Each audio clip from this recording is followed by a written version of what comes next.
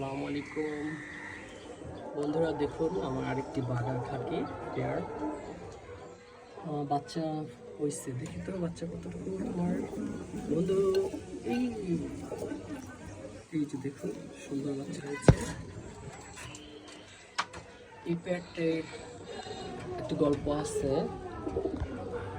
এই নটটা চুইটাল, মাদি চুইটাল না মুজে পেয়ার। আমার বন্ধু সোহেল ভাই, সে রয়্যাল ক্লাবের একজন সদস্য। সে এখন পোল্যান্ড চলে গিয়েছে।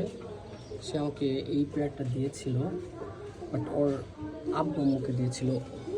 ওর আব্বু আম্মু হারিয়ে গেছে বাসা থেকে, কিন্তু এখন আছে। ওর বিশেষ কয়েকটা গুণ আছে যে ওর আমি যেখান থেকে ছাড়বো মানে ও পড়ে না, ও চলে আসে। খাকি দেয় না ফাঁকি, কথাটা আমি বিশ্বাস করি। খাকি দেয় না ফাঁকি, কথাটা আমি বিশ্বাস করি। দেখুন, ওরা যখন আকাশে ওড়ে, উড়তেই থাকে, সহজে নামে না। 3-4-5 ঘন্টা ওরা ওড়ে। এখন ওদের আমি উঠতে দিইনি, কারণ ওদের প্রায় 1.5 বছর পর বাচ্চা নিলাম, এক জোড়া পেয়ার। খুব যত্ন সহকারে নিতে হচ্ছে, কারণ মশা মাছি এগুলা খুব আক্রমণ করে, এতে বাচ্চা নষ্ট হয়ে যায়, রাখা সম্ভব হয় না। তাই আমি দেখুন কিভাবে জালের সিস্টেম তৈরি করেছি। দেখুন,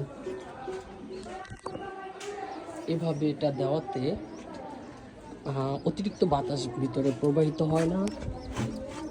যদি বৃষ্টি হয় তা বাহিরে থেকে যায়। আর এগুলা কবুতরগুলোও একটা আতঙ্কমুক্ত। যদি স্পেসটা বেশি খোলা থাকে তাহলে ওরা হঠাৎ করে তাকিয়ে থাকে।